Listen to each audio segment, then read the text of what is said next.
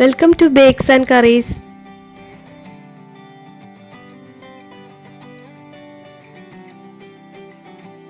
എല്ലാവരും സുഖമായിരിക്കുന്നല്ലോ അല്ലേ? ഇവിടെ 2 ദിവസമായിട്ട് നല്ല മഴയും തണുപ്പൊക്കെയാണ്.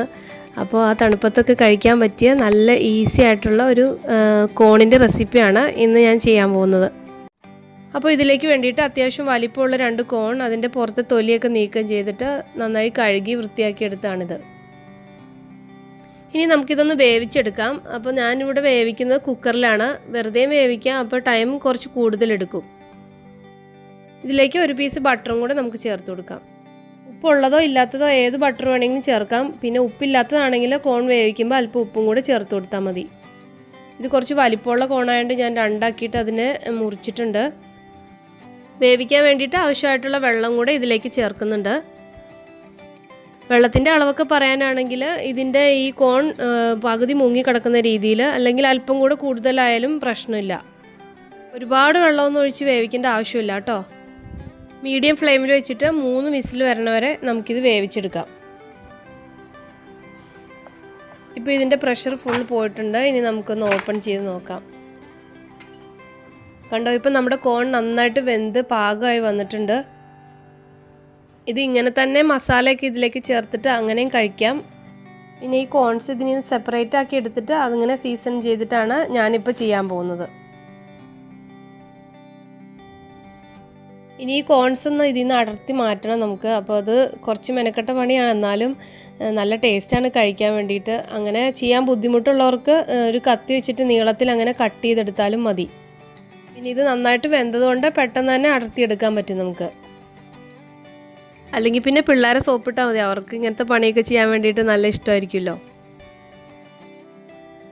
പിന്നെ ഇത് വേവിച്ചെടുത്ത വെള്ളം നമുക്ക് സ്വീറ്റ് കോണിൻ്റെ സൂപ്പ് ഉണ്ടാക്കാൻ വേണ്ടിയിട്ട് ഉപയോഗിക്കാൻ പറ്റും.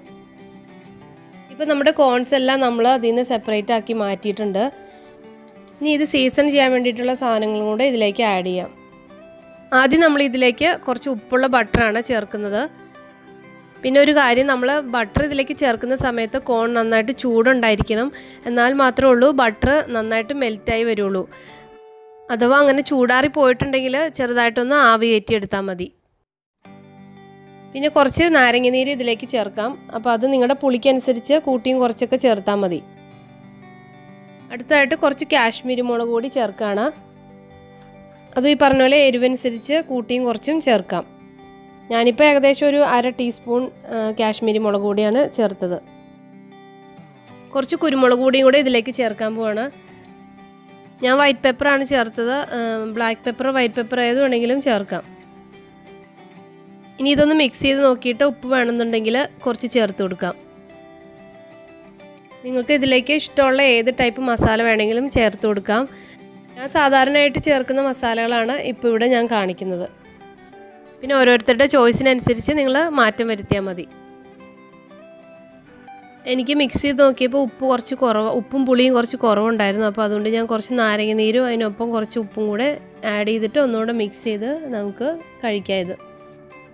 അപ്പോൾ നമ്മുടെ കിഡ്സിൻ്റെ ഫേവറേറ്റ് ആയിട്ടുള്ള മാജിക് കോൺ ഇവിടെ റെഡി ആയിട്ടുണ്ട്. വളരെ ഈസിയല്ലേ ഉണ്ടാക്കാൻ വേണ്ടിയിട്ട്. അപ്പോൾ എല്ലാവരും ട്രൈ ചെയ്ത് നോക്കിയിട്ട് ഫീഡ്ബാക്സ് ഒക്കെ പറയണം കേട്ടോ. പിന്നെ ഇതുപോലെയുള്ള കോൺസൊക്കെ പാക്കറ്റിലൊക്കെ അവൈലബിൾ ആണ്. എന്നാലും നമ്മൾ വീട്ടിൽ ഫ്രഷ് ആയിട്ട് ഉണ്ടാക്കി കൊടുക്കുമ്പോൾ അതിൻ്റെ ഒരു ഇത് വേറെ തന്നെയാണ്.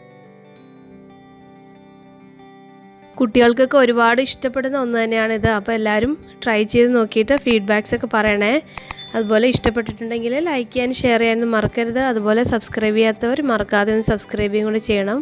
അപ്പോൾ അടുത്ത ദിവസം നമുക്ക് നല്ലൊരു റെസിപ്പി ആയിട്ട് വീണ്ടും കാണാം. താങ്ക്